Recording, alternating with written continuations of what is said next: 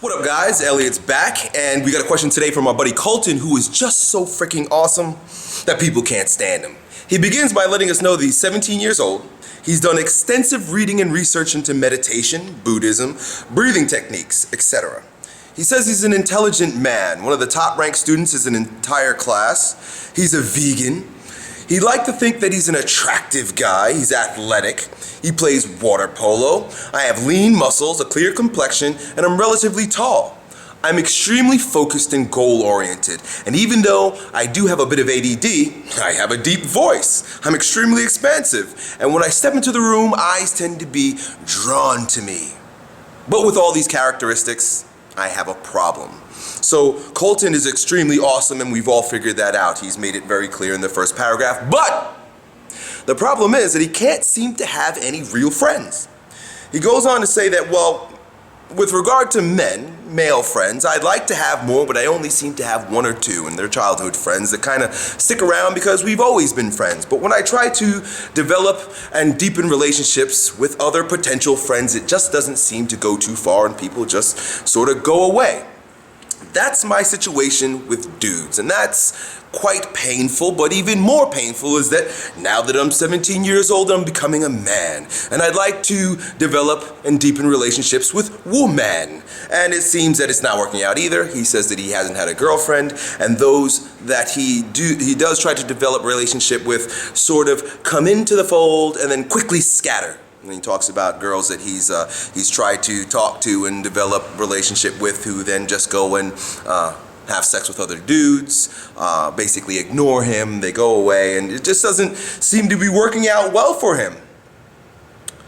And he wants to know, what the hell's the problem? I mean, I'm awesome. These people must be out of their minds, or perhaps there's something I'm not seeing.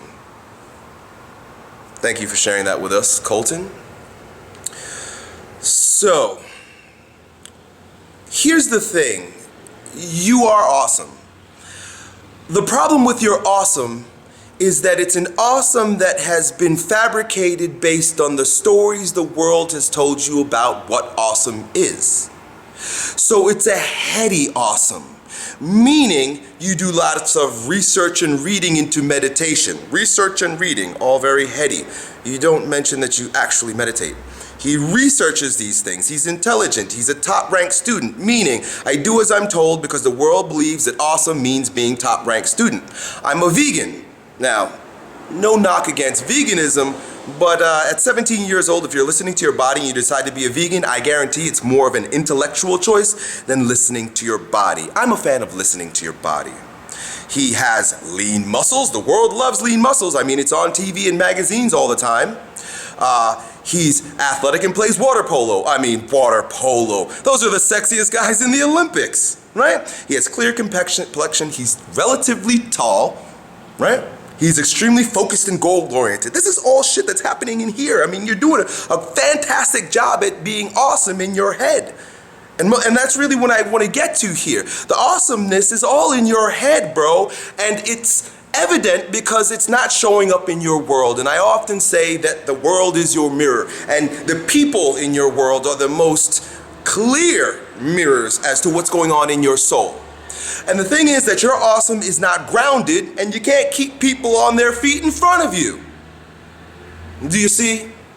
Your awesomeness is completely fabricated. It's a construct of your ego, and it is your persona. If you're familiar with the term persona, it comes from a terminology used, I don't know exactly the roots of it, but it depicts a mask whereby the sound can be projected into the audience during days when there were plays being offered at stadiums that were too big and we didn't have sound systems back then. So someone would wear a persona, which is a giant mask that would project their emotions. So it would be like a big mad mask, or it'd be a big happy mask, or a silly mask, and then it'd have a sound, per sound. That's where the word persona comes from. When I say I don't know the root, I mean like what origin, what country. But per sound, right? It must be Latin. And it's just this big fucking mask, your persona, with a big a horn. This is what I am, the world. That's your persona. It's your mask. It's your projection of a particular piece of what makes a human being a human being. A persona can never hold on to everything that you are. What actually is behind the persona, who's the person holding the mask and projecting through, so that all the audience can hear what's going on. Dude, you're very intellectually attached and emotionally attached to your persona, which you've pretty much done a great job of making awesome, but it's not real. And that's the problem, my friend. You're suffering because people develop relationships with people, not personas. And your persona is very, when I say shallow, it's not a knock on you as a person, but it's a knock on the construct of a persona. It doesn't go deep into your heart. It is way up into your head, right? Your head is shallow. You don't go very deep, you know, if you consider that whole concept of the iceberg, right? And they say that your intelligence is about 10% of the iceberg, because just the iceberg shows, and then there's everything else underneath. And a lot of you guys who think you're scientific and smart, trust me, don't fucking trust me. Be entertained by me for a moment. That there's a significant amount, tremendous amount of intelligence below the surface, right? I don't need to prove it. The fact that you're watching this video is proof, right? Your heart's beating and you're not doing it. You're digesting food and you're not doing it. You're replacing cells and you're not doing it. Your hair's growing and you're not doing it. Your teeth are falling out and you're not doing it. All this shit is happening and you're not doing it because there's an intelligence that guides you, but also makes you sensitive to the energy, vibration, frequencies of the sea that we live in with other people. And if you're very shallow and you're focused on the persona, the mental constructs, these are all very abstract, right? It's all very paper thin. If you're focused up here, you will never delve into the deep ocean of frequency that human beings really operate on. We really operate on a level of deep frequencies. When I say frequencies, I mean the vibes, vibrations, feelings, emotions that move from the level of the heart, your gut, your body. You've got to get out of your head. And I love the fact that you're meditating, because meditation, if you're not just researching and reading into extensive reading and research, there's no need for extensive reading and research into meditation. There's shut your brain off. In fact, the more you read about meditation, the more you're fucking up meditation. Get away from the reading and intellectualizing and get into the body sensations associated with integrating your mind and your body. Meditation happens in the body. It's a mindfulness of bodily sensations. And you, my friend, are probably, I guarantee if I met you, you're probably pretty tense. Dare I say you're a tight ass, right? Because your body is probably very rigid. And you say you have ADD, boy, of course, a lot of this is characterology, character structure stuff, and none of it is an exact science. But I guarantee if I met you, your eyes would probably be very big, and you'd probably be very skittish. And your body would probably be very tense. You say that you're lean and muscular. Well, are you a soft, supple, tender, aggressive lean, or are you a tense, tight, rigid lean? And that tense, tight, rigid lean doesn't allow for soft, tender frequencies to be received by others and their heartfelt feelings, and for you to give yourself from the heart. A lot of this stuff with regard to the heart, I've been doing research into the Heart Math Institute, and these people are very scientific about their approach to measuring heart frequencies and how we operate on an emotional level, right? And if you want to do some research and reading, look into that heart math. The Heart Math Institute, heart frequencies, the vibrations that emit from our body, that is really what attracts people to us. It's not our,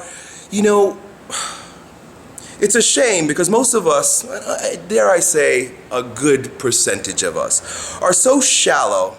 And when I say shallow, I mean not in the body, not in touch with your unconscious, not in touch with the vibrations in your body and in your surrounding. You're all up in your fucking head. Many of us are so shallow that the shell of who we are and the shell of other people is what we're attracted to. Big boobs, small waist, long blonde hair, big blue eyes. I mean, it sounds like an alien to me, but this is what we've discovered. This is what we've chosen to tell ourselves is beautiful about a woman.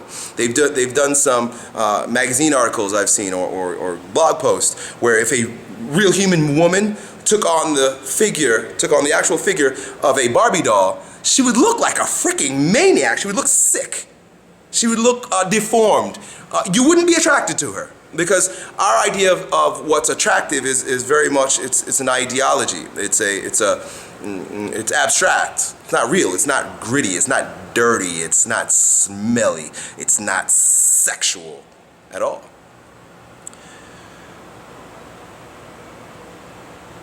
So that's the very first thing. I want you to get in touch with the idea that there is a paper you, and then there is a sweaty, stinky, salty you. There's a body you, and then there's a abstract you. You're very attracted to the abstract you and the persona associated with it.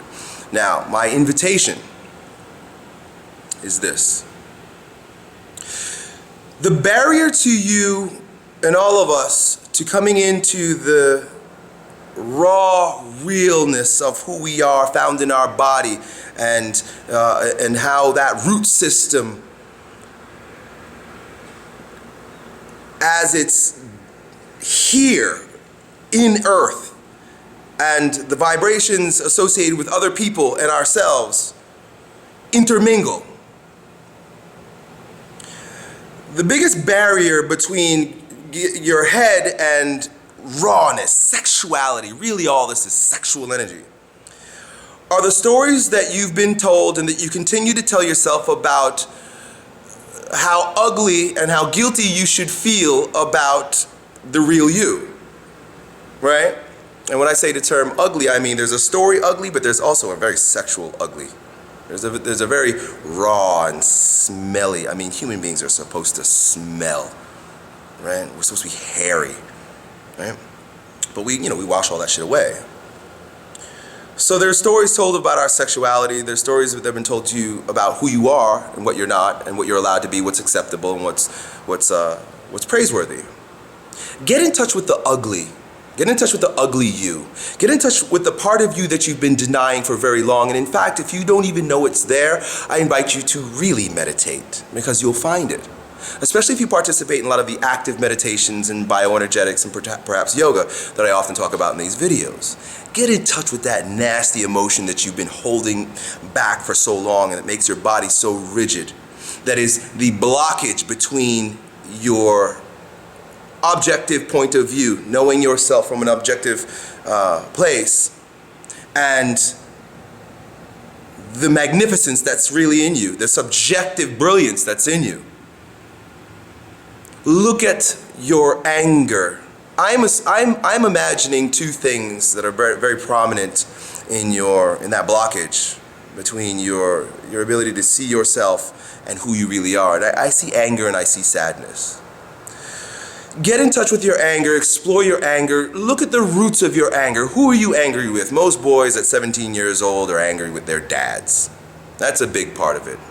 And you could have the greatest dad in the world, but you're supposed to be angry with your dad because at some point a boy needs to become a man, and the easiest way to become a man is to create contrast between what has been told to you as what a man is, your father, and what you'd like to see for yourself. And evolution happens that way. So you're mad at your dad, but explore that. Explore your frustration with your father. If it's a father that didn't stay with you, it's a father that left, explore that also. Explore your relationship to the masculine. That's the very first one.